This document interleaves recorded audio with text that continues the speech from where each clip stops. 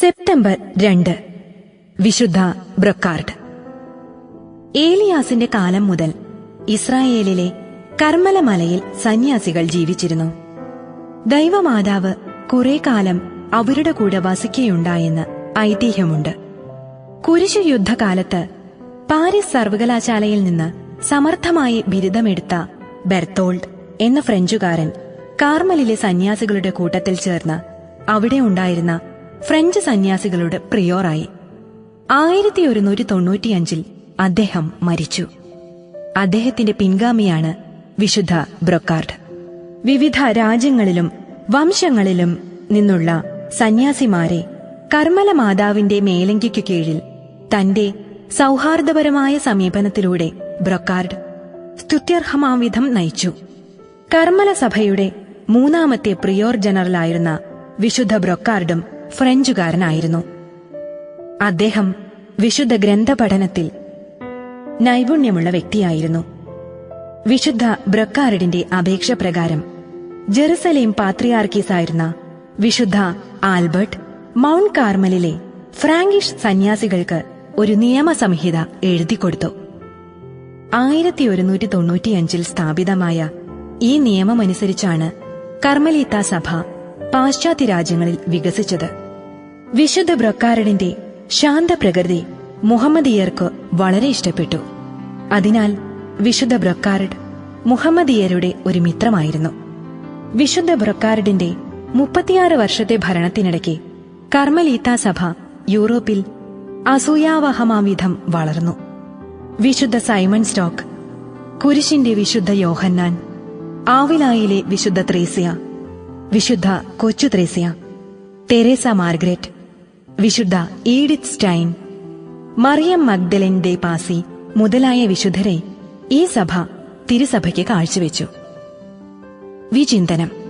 എതിർപ്പുകൾ നമ്മളെ കുരിശിന്റെ അടുക്കിലേക്ക് ആനയിക്കുന്നു. കുരിശുകൾ സ്വർഗ കവാടത്തിലേക്കും. വിശുദ്ധ ജോൺ വിയാനി. സെപ്റ്റംബർ 2 റോസ്കിൽഡയിലെ വിശുദ്ധ വില്യം.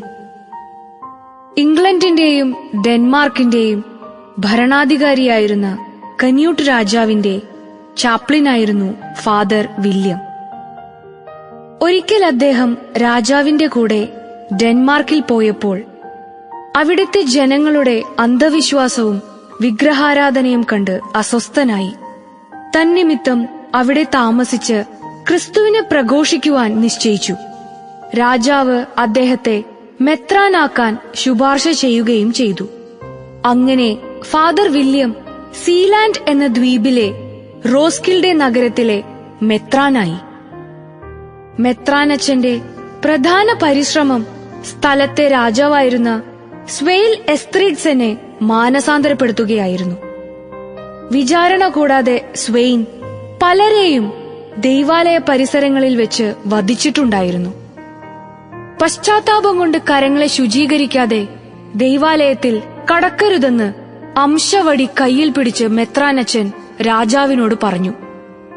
രാജസേവകന്മാർ വാളൂരാൻ തുടങ്ങിയപ്പോൾ അവർക്ക് കഴുത്ത് കാണിച്ചു കൊടുത്തു. രാജാവ് പരസ്യമായി കുറ്റമേറ്റു പറഞ്ഞു. കുറെ സ്ഥലങ്ങൾ കാഴ്ചയായി പള്ളിക്കു കൊടുത്തു. ബിഷപ്പ് വില്യമിന് രാജാവിനോട് സ്നേഹമുണ്ടായിരുന്നു. രാജാവ് മരിച്ചപ്പോൾ അദ്ദേഹത്തെ ആദ്യം ആശ്രമ ദേവാലയത്തിൽ സംസ്കരിച്ചു. റോസ്കിൽഡയിലെ കത്തീഡ്രൽ പണിതീർന്നപ്പോൾ രാജാവിന്റെ ഭൗതിക ശേഷിപ്പുകൾ കത്തീഡ്രലിൽ സംസ്കരിക്കാൻ നിശ്ചയിച്ചു. ഭൗതിക ശേഷിപ്പുകൾ കത്തീഡ്രലിൽ എത്തിയപ്പോൾ മെത്രാൻ അവ സ്വീകരിക്കാനായി ഇറങ്ങിച്ചെന്നു. സ്വീകരണവേദിയിലേക്കുള്ള വഴിമധ്യേ മെത്രാനച്ചൻ മരിച്ചു. രാജാവിനെയും ബിഷപ്പ് വില്യമിനെയും കത്തീഡ്രലിൽ ഒരുമിച്ച് സംസ്കരിച്ചു. വിചിന്തനം. ദൈവത്തിരുമുൻപിൽ നിങ്ങളുടെ ഹൃദയം ശിശുവിന്റേതുപോലെയാകണം. നിങ്ങളുടെ അയൽക്കാരോട് നിങ്ങളുടെ ഹൃദയം അമ്മയുടേതുപോലെയും, നിങ്ങളോട് നിങ്ങളുടെ ഹൃദയം ഒരു ന്യായാധിപന്റേതുപോലെയും ആകണം. വിശുദ്ധ പാസ്കൽ ബൈപ്പോൺ.